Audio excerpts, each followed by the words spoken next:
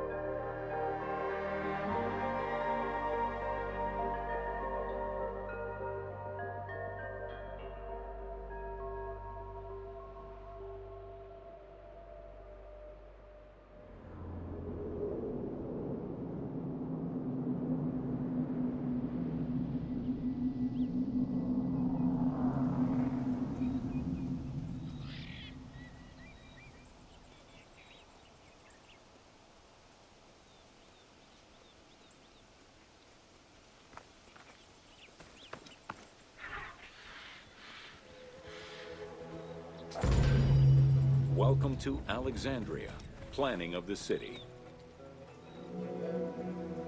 Alexander's plan to build his great city began with a verse from Homer's Odyssey. There is, in front of Egypt, in the sea with many swells, an island called Pharos. Guided by these clues, Alexander the Great founded his future city at the western end of the Nile Delta.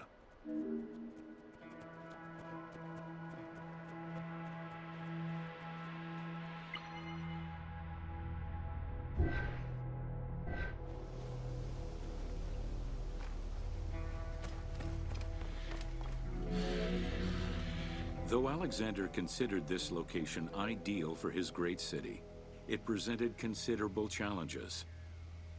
Too difficult to access during storms, the surrounding swamps threatened disease, and the limestone soil prevented the growth of healthy crops. However, due to the influence of his mentor Aristotle, Alexander the Great recognized that the true value was its strategic emplacement. Alexander knew that in controlling Pelusium to the east, Memphis to the south, and his crowning glory Alexandria to the west, he would create a triangular stronghold, allowing him to control the entire delta while giving him access to the Mediterranean.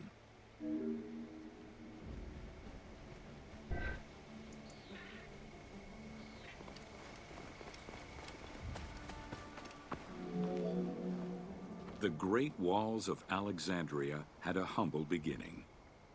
Lacking chalk to outline the future city's foundations, architects were forced to use flour instead. Clouds of migrating birds swept down and ate the flour, erasing the plans. This prompted Alexander to seek guidance from the oracles, who reassured him that his future city was destined to feed a large population.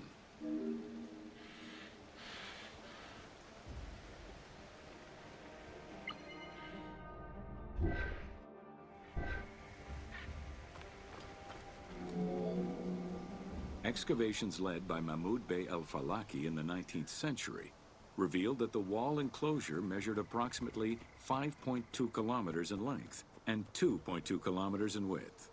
It was roughly 9 meters in height.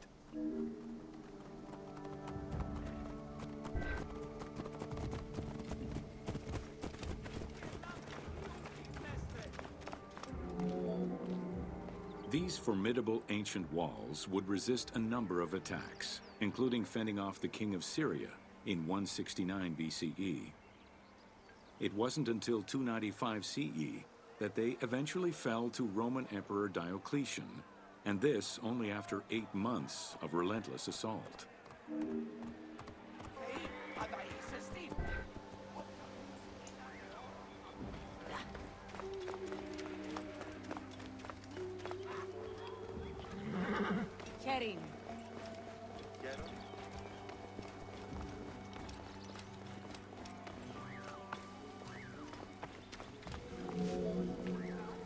Alexandria's principal architect, Dinocrates, chose a Hippodamian grid plan. The grid maximized functionality, with wide, straight roads and canals running beneath them. Alexander recognized the military value of the city's design. The wide, parallel streets gave him optimal surveillance of the city, while allowing the unobstructed flow of troops.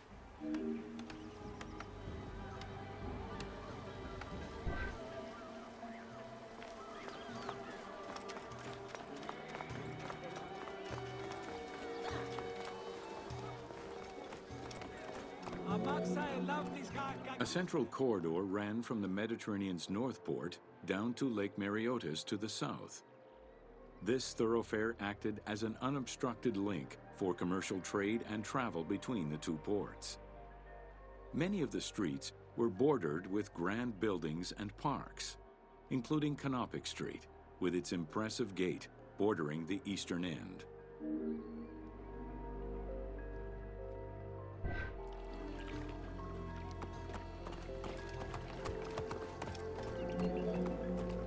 Alexandria was most likely built upon an already existing Egyptian village. Upon its completion, the Egyptians reviled the city, refusing to call it by its founder's name. Instead, they called it Raked, the building, as a mark of disdain, which was later Hellenized into Rakotis. Despite this, the name Alexandria would remain.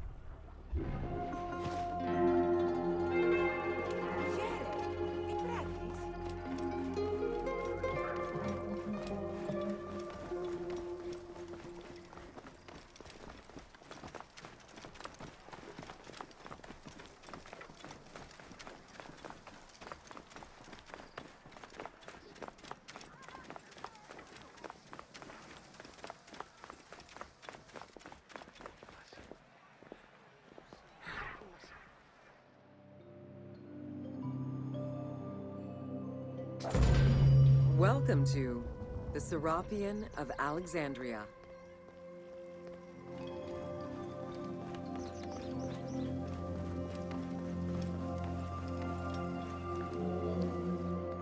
In a city of numerous magnificent attractions, the Serapion was considered to be the most beautiful temple of Alexandria.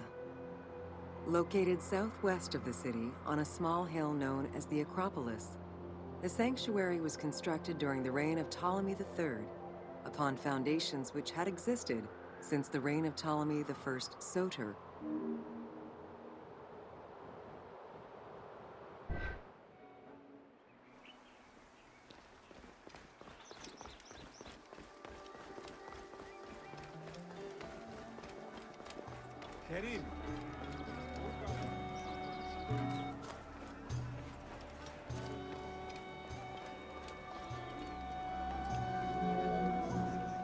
Visitors of the Serapion climbed 100 steps to reach the courtyard. Libraries were installed in the porticos surrounding the square building, with its roof and columns adorned with gold and gilded bronze. Pharaohs were generous to the temple, as were several Roman emperors after Egypt's conquest. An inner temple housed the statue of Serapis, dedicated to healing the sick.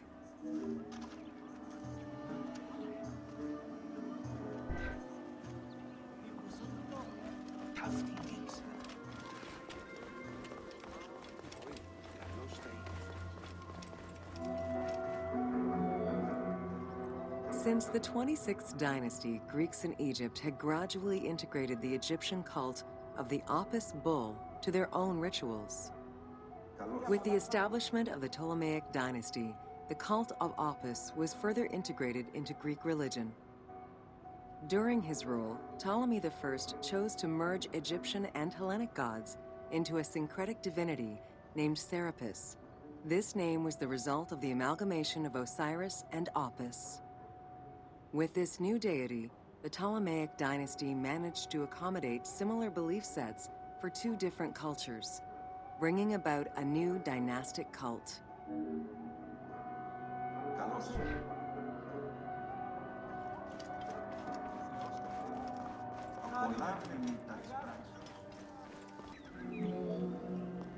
Serapis was also associated to other deities, including Asclepius, a Greek god of healing. It is possible that, as with the Serapis Temple of Canopus, the sick would visit this sanctuary, sleeping there overnight in the hopes of being healed within its hallowed halls.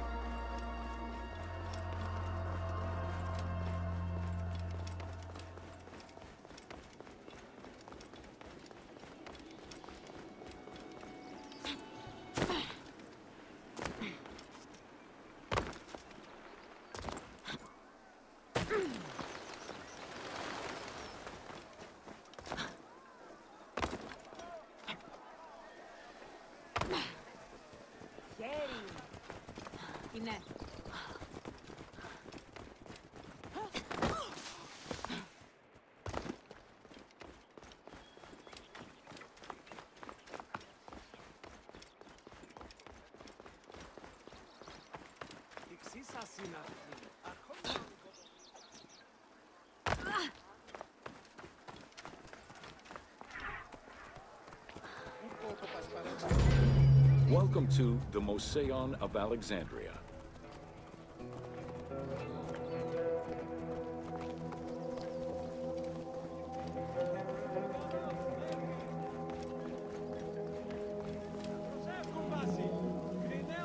The Moseion was a sector of the city commissioned by Ptolemy I to rival Athens' Academy as an institute of intellectual pursuit. Dedicated to the 9 inspiring muses, the Moseion became a great center for philosophical and scientific enlightenment. It welcomed scholars from many kingdoms, inviting them to share knowledge in literature, science, and geography.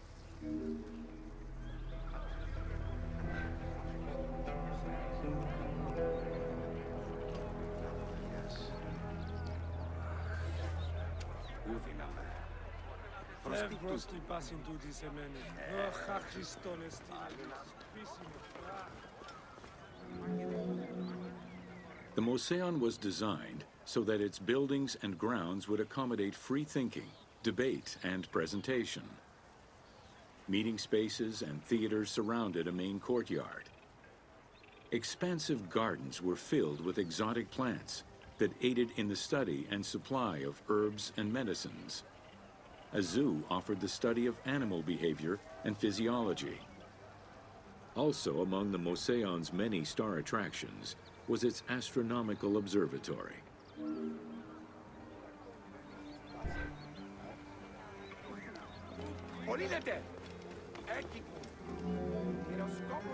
Herophilus was a physician who lived most of his life in Alexandria.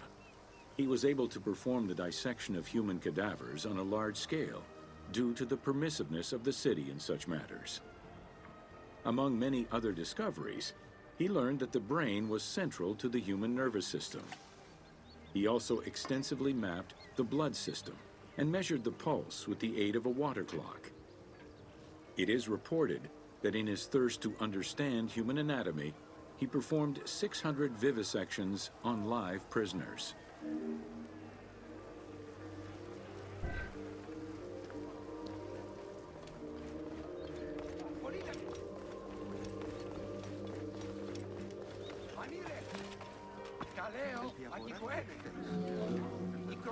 In order to be free to pursue their research, scholars were fed and housed at the Museion at the government's expense.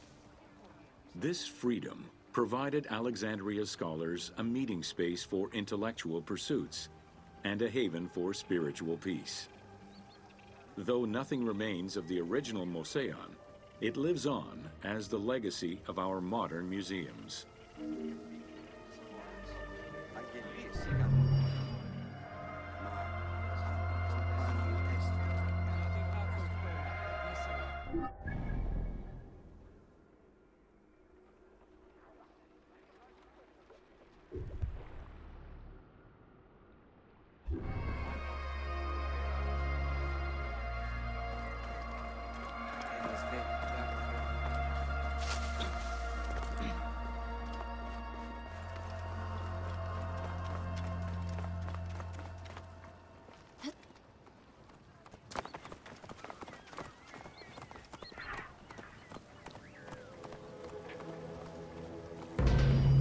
Welcome to the Islands of Ferris.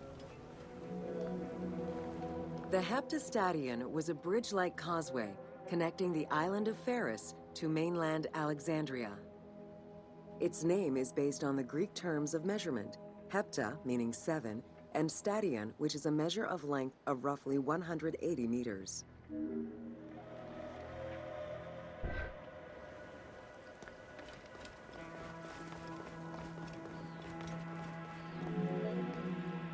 Since its construction would separate the Grand Port to the east and the port of Eunostos to the west, it was designed with channels at each end. These openings allowed passage from one port to the other.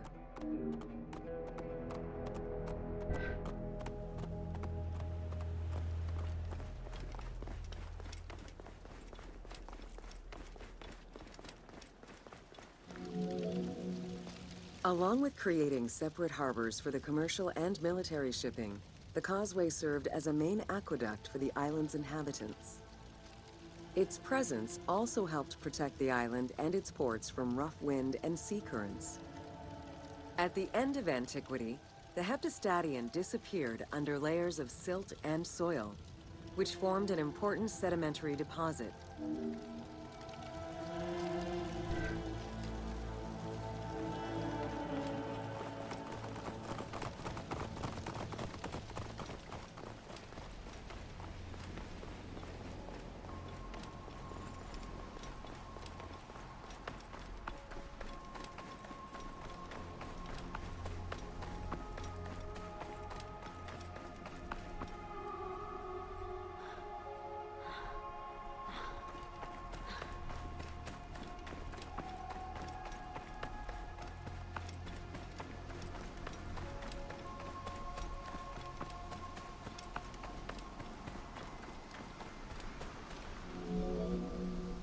While the Serapeum was the most celebrated of the temples in Alexandria, many other temples were built within the city.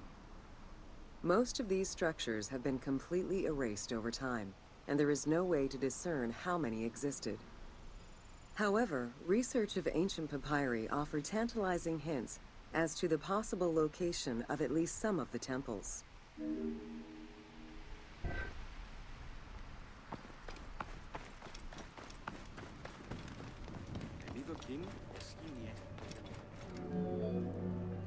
Both papyri and coins reveal evidence of many temples built for the gods. Poseidon, the god of the sea, likely had an edifice in his honor west of this island, as well as on the mainland. This temple next to you is dedicated to Isis Feria, the divine protector of the lighthouse. This location hosted annual celebrations in the month of April, known as the Sacrum Feria, in connection to the lighthouse. In her incarnation as Isis Fortuna, the goddess carries a rudder and a cornucopia, both symbols of good luck for navigators.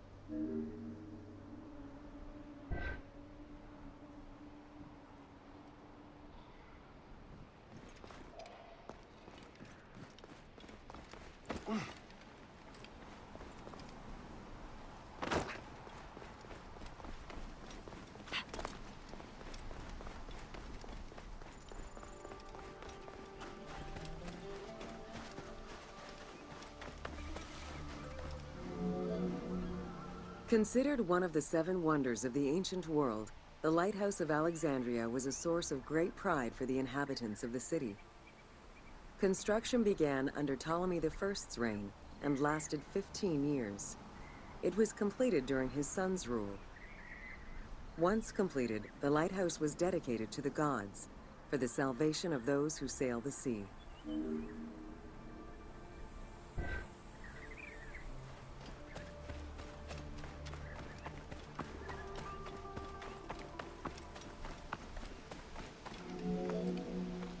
Built on the island of Pharos, the stone structure was 3 tiers set on top of one another in a step formation. The second floor consisted of an octagonal tower, and the top floor was a cylindrical tower topped by a statue. The interior provided space for staff rooms and a ramp which allowed the transport of fuel to the upper floors.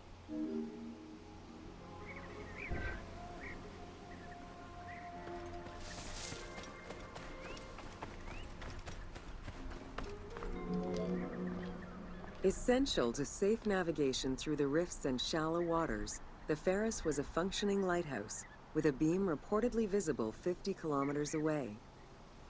It's unclear what kind of fuel was used or how much. Any other details of how the light worked remain a mystery.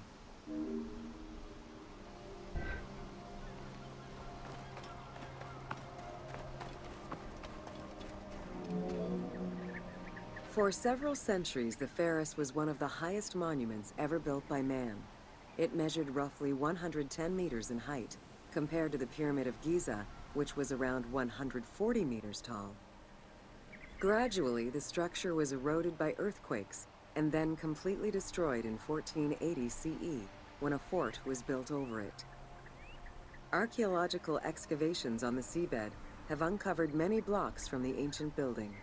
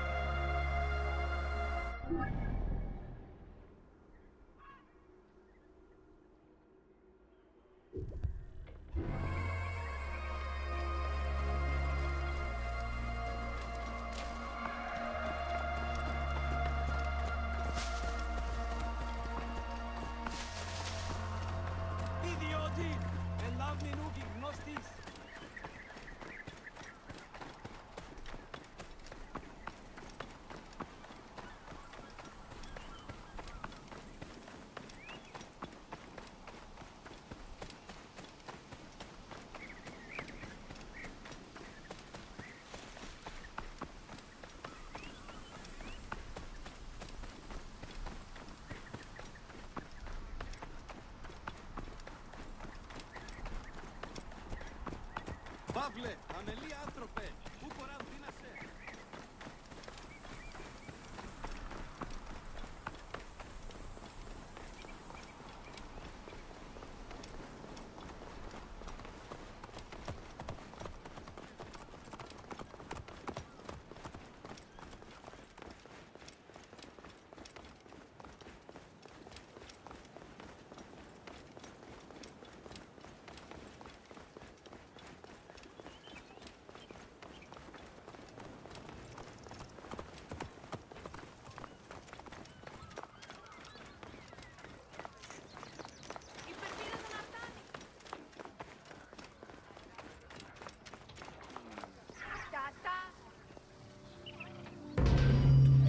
Welcome to Education in Alexandria.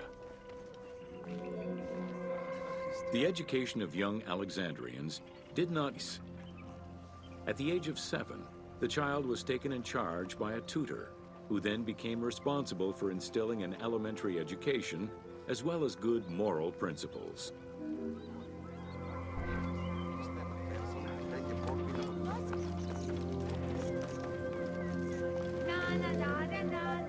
Teaching was generally done outside, in the open air. In the gymnasium, students were taught not only sports, but also topics such as rhetoric, philosophy, music, and poetry, all things deemed essential to one's education at the time.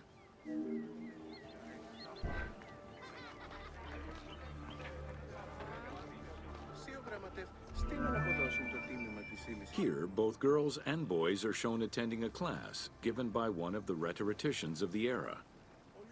The team made the choice to show both genders attending class within the context of the game world.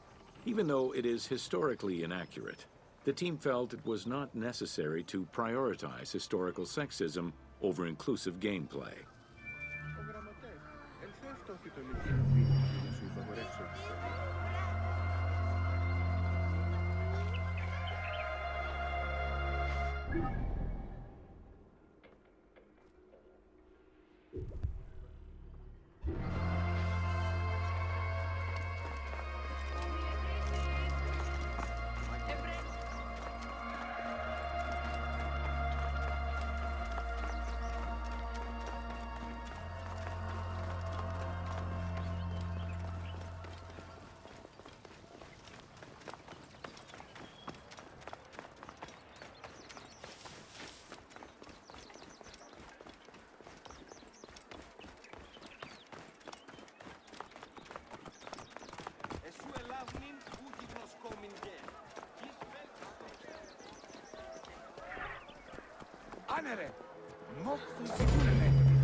Welcome to the Great Library of Alexandria.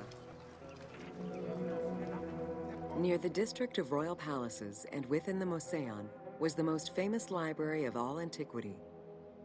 The Library of Alexandria was built to house all of human knowledge. At its pinnacle, the library was believed to contain over 700,000 parchments.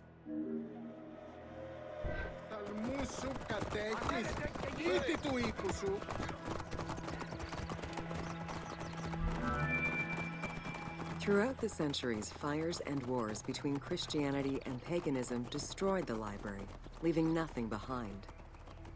The loss of the building, and more importantly, its vast collection, is immeasurable. As no descriptions are available, the team's rendition of the Library of Alexandria was inspired by the visuals of the Library of Chalcis at Ephesus.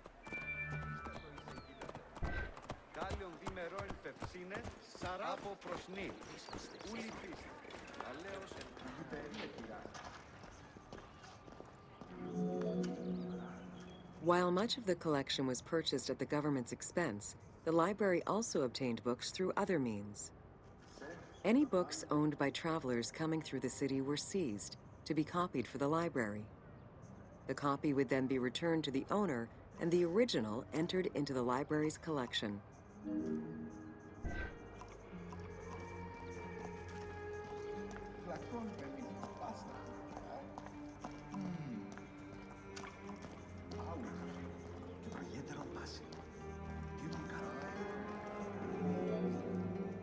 Alexandria offered unrivaled intellectual and cultural attractions.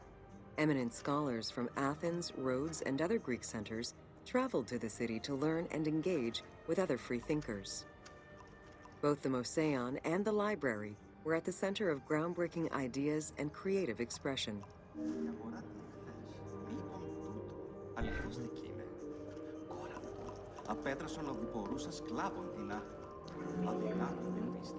The great minds of antiquity were usually well-versed in many disciplines, which were often associated to specific schools of thought. The Peripatetics, the Stoics, and the Cynics were among the most well-known schools of the time. It is clear that Alexandria lived up to its fundamental role as a city for intellectuals, nurturing many great minds whose impact reverberates through our modern world.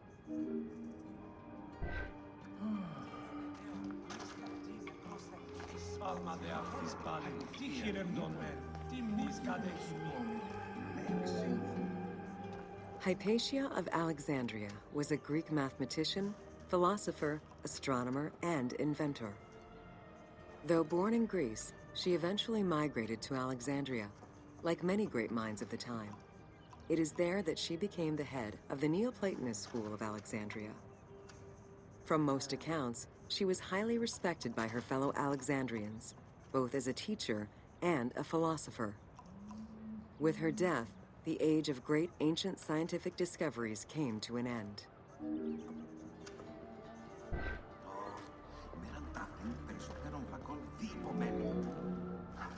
Callimachus was born in Cyrene and educated in Athens.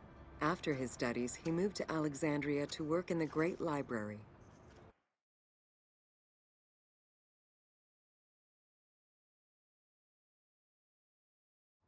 A poet and a critic, he strongly rejected the epic format of Homeric poems, and instead fervently supported a shorter, more judiciously formulated style of poetry.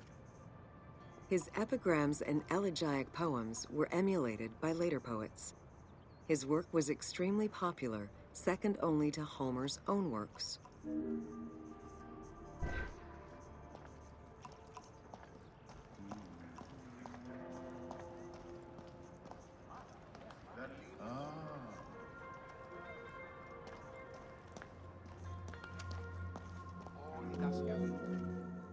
It was in Alexandria that mathematician Euclid, the father of geometry, wrote the Elements, laying out the foundational work of what would become modern algebra and number theory.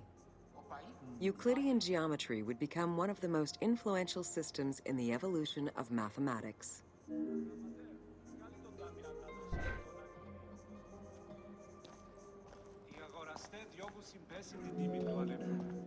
How do you calculate the circumference of the Earth? With a camel, 2 sticks, and shadows cast by the sun.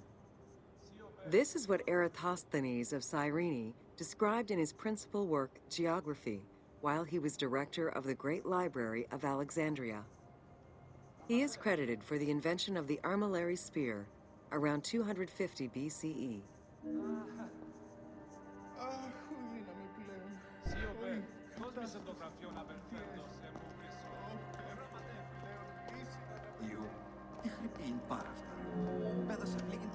The earliest known and most complete armillary sphere of antiquity was the Meteoroscopion of Alexandria, with an imposing 9 rings compared to the 3 or 4 of most other astrolabes. Known as the zodiac Krikatoi amongst the Greeks, the Meteoroscopion was used to determine the location of celestial bodies around the Earth. Every self-respecting astronomer of antiquity would have sought to use this tool to better understand the celestial movements.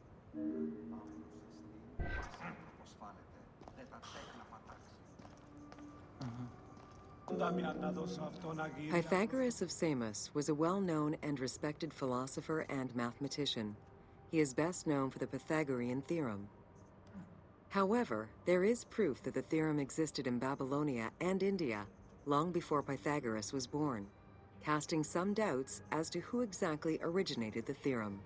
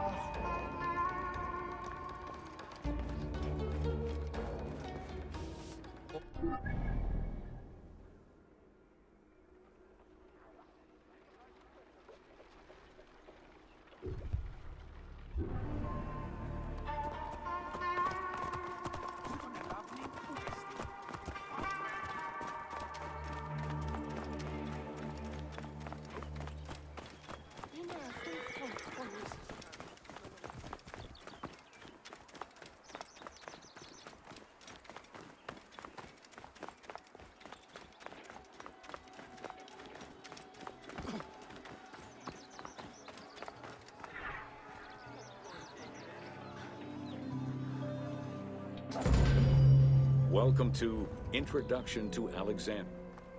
After conquering Egypt in 331 BCE, Alexander the Great decided to build a new city, which, as per his habit, he named after himself. After his death, Alexandria quickly became the capital city of the Ptolemaic kingdom and the most important city of the Greek world.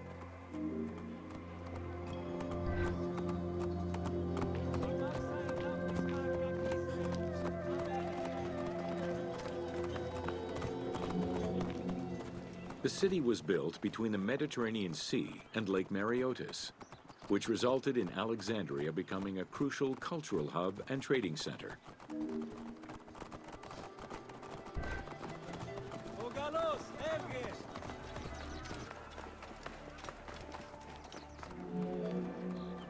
Sumptuous buildings could be seen wherever one turned their gaze: the royal palaces, the many temples, the gymnasium, lush public gardens, and large avenues.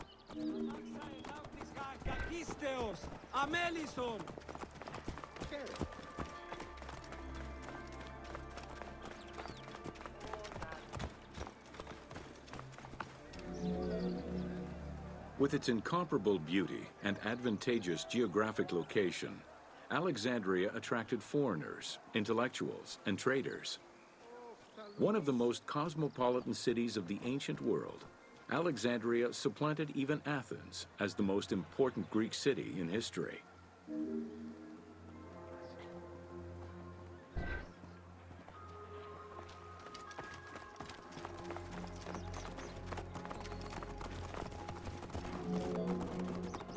Egyptian obelisks were highly prized by Roman architects. While Roman design previously favored the use of a single monument, Egyptian obelisks tended to come in pairs and were generally located at the entrance of temples. Several ancient Egyptian obelisks are still in existence today, though many are spread out across the world in locations such as Paris, Rome, New York, and London. All of this shows that Alexandria was significantly influenced by the rich past of Egypt.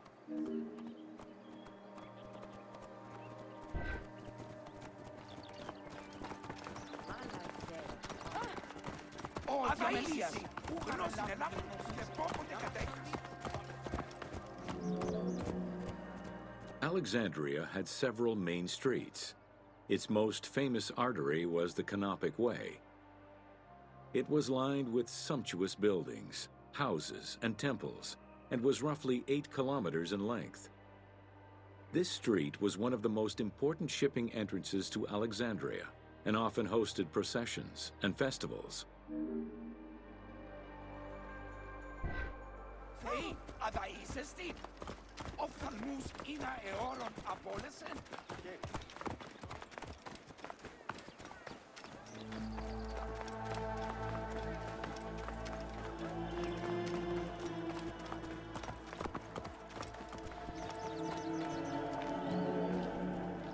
The width of the street, 30 meters, was abnormally large even by Greek standards. This is likely because the Canopic Way was made in a short span of time and based on an urban plan, as opposed to being slowly built over time, as was usual for the era.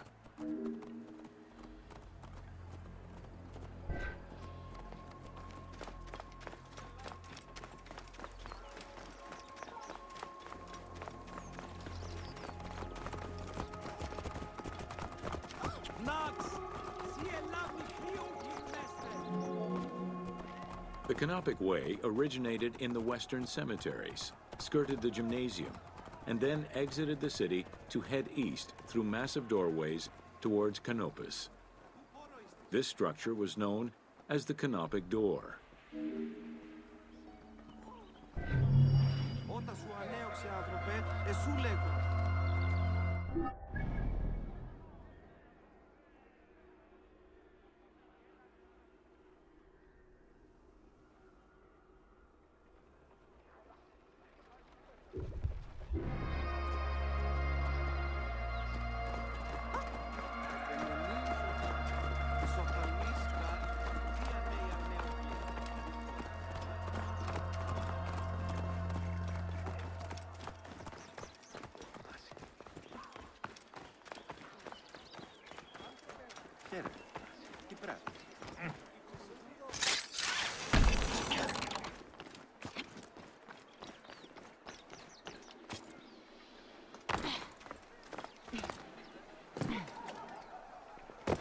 Nemote, neferuere. Οχέρε.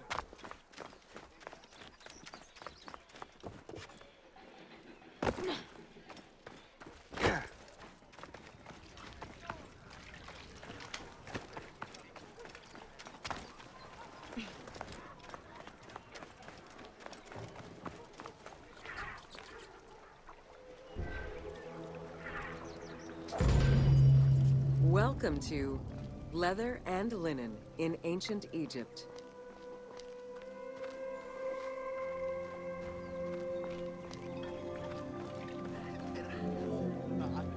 Tanning, a process which dates from prehistoric times, was present although not highly valued in Egypt due to the heat. Leather was reserved mainly for things such as sandals, leather bags, dagger sheaths, quivers, and other similar items. Leopard hides, unlike regular leather, were highly valued and usually worn by priests.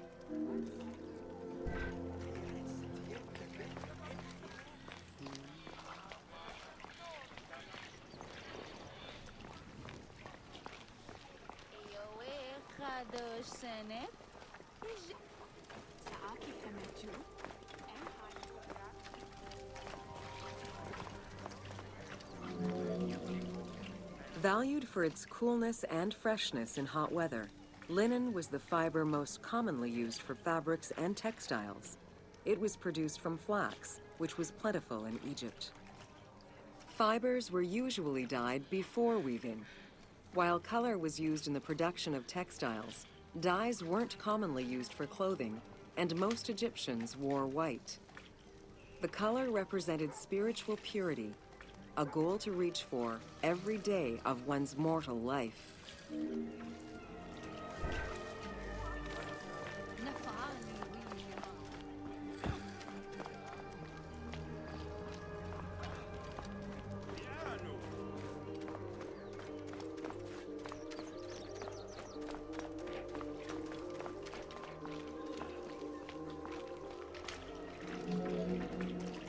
Various shades were achieved using woad, a dye produced from the leaves of Isotis tinctoria. The plant was cultivated for this purpose within the Nile Delta and allowed for the creation of various colors. For example, different maceration times of the leaves would result in colors ranging from red to green, while adding in limestone shifted it to blue. During the Greco-Roman period, other ingredients were found, resulting in a wider range of colors.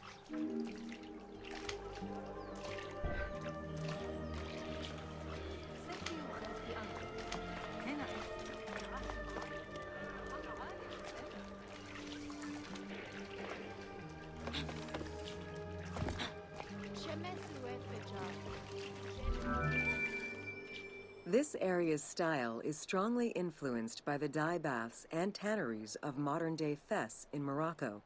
This helped Ubisoft envision what such locations might have been like in ancient Egypt. While this tannery is within the city walls, back then they were often found outside the city boundaries. The tanner's trade was considered off-putting by the Greeks, as all these operations resulted in noxious smells.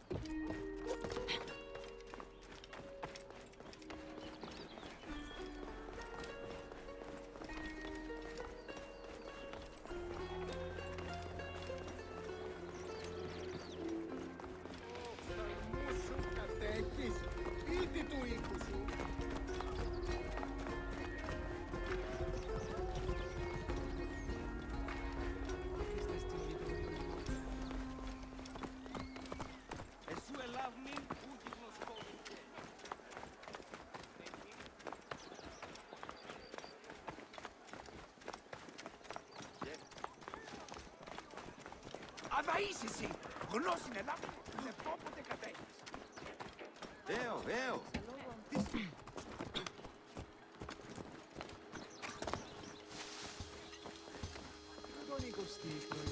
How shall I sing of thee, bright?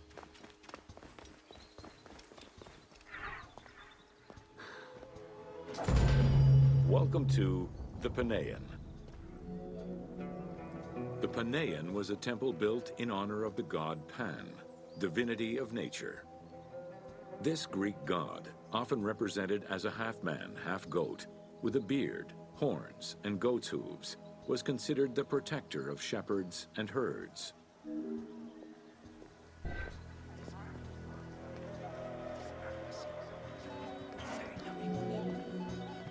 Pan's attribute was his namesake musical instrument, the pan flute. His temples were usually located in caves and on high mountains, and were frequented by shepherds. It is likely that Mediterranean cults adopted the imagery of Pan to symbolize the Christian devil.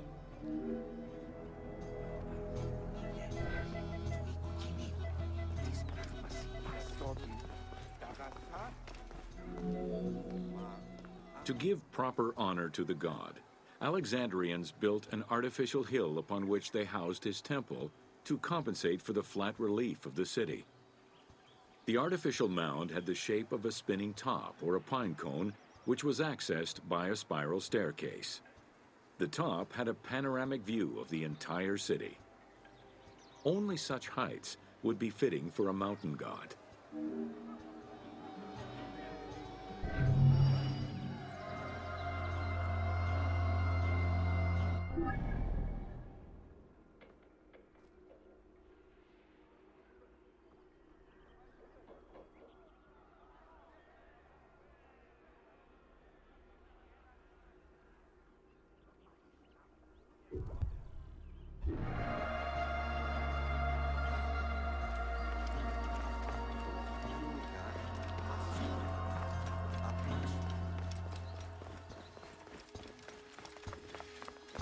Της ευτολμίας, Θεόν δύναμης κατέφυγε θεΐνα.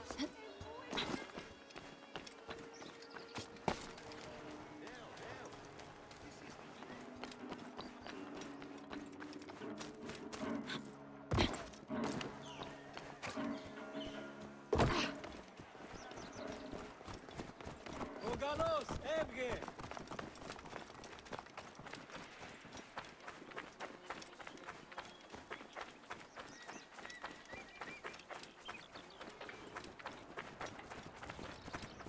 Αμάξα ελάβνης κακίστεως, αμέλισσος. Welcome to Alexandria, a commercial. The ports of Alexandria were a major commercial hub, effectively connecting Egypt with the Mediterranean regions and beyond. A tremendous amount of materials and goods flowed through the city on a daily basis. The large port market was called the Emporion. It was there that merchandise was traded by the ship owners, called nakliros.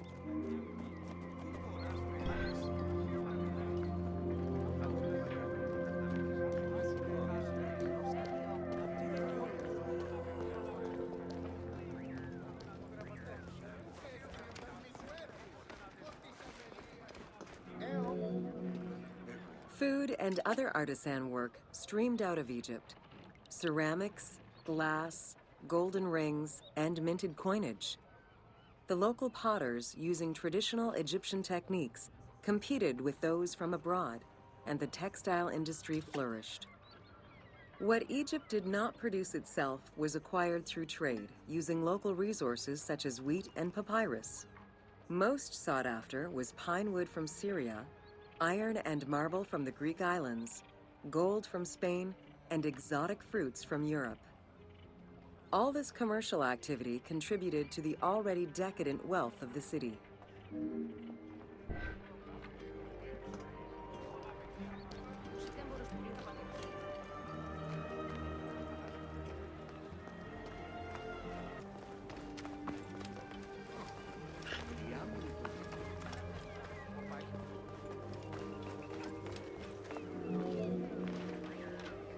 The wood imported to Port Mareotis through Alexandria's seaward ports was used in the nearby shipyards, where most of Egypt's ships were built.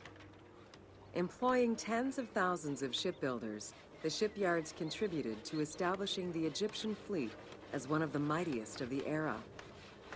Any wood not used in shipbuilding was further disseminated through Egypt for various purposes.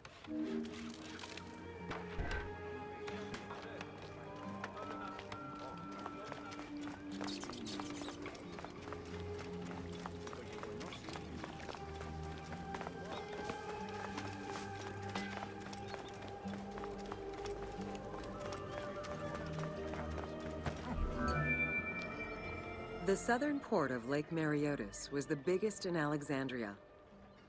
Save for a branch angling westward, the lake's size in the Ptolemaic era was roughly 40 to 50 kilometers from north to south. Its waters were maintained by a steady runoff from the Nile. In addition to the lake, a man-made canal was created to assist in the transfer of goods from the city to the port using barges, though it is not represented in the game due to its size.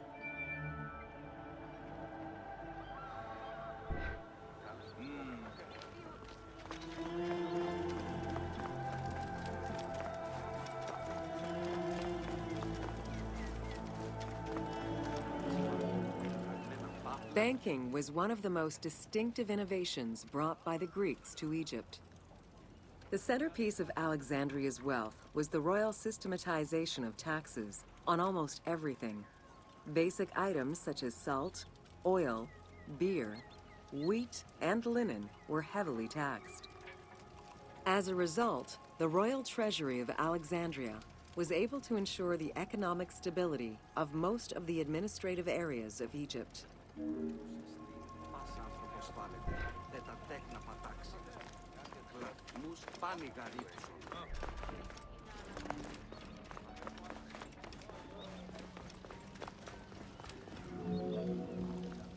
By the late 12th century, the channel feeding the lake from the Nile silted up. Lake Mareotis lost its connection to the Mediterranean, as well as most of its water, as the lake slowly evaporated to a fraction of its former size. In modern times, Lake Mareotis is being kept alive through irrigation. However, only about 17% of its original size remains.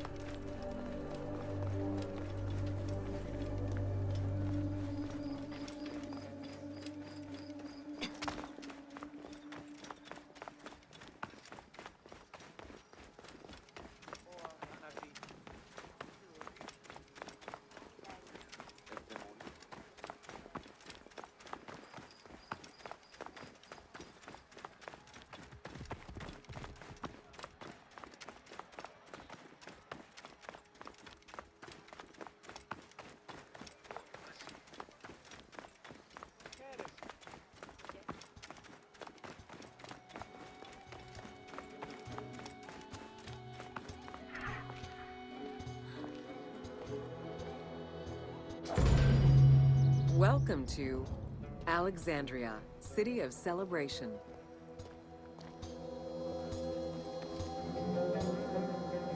Like most Greek cities, Alexandria offered multiple forms of entertainment. Most were related to cults, religious practices, and the festivities surrounding those practices.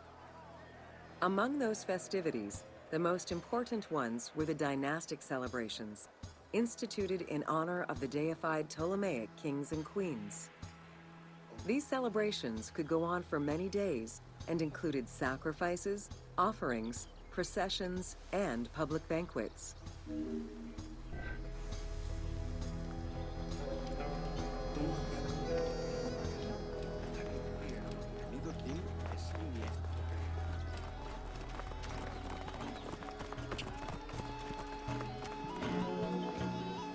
Games and competitions were organized whenever possible in locations such as the stadium, the hippodrome, and the gymnasium. The residents of Alexandria favored such events where athletes, poets, and musicians from Egypt and other cities of the Greek world competed.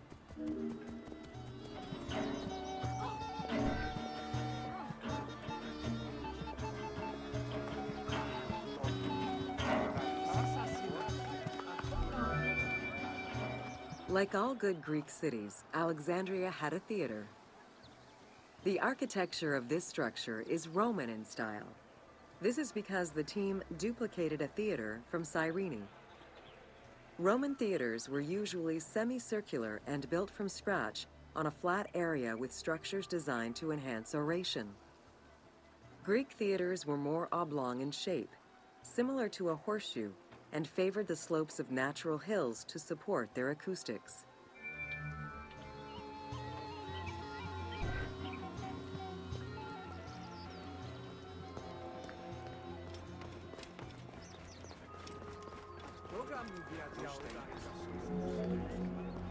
At the theater, one could witness the plays of contemporary comic and tragic authors. The play you are witnessing below is Menander's Dyskolos, more commonly known as the Grouch, a late and popular entry in the Greek comedies.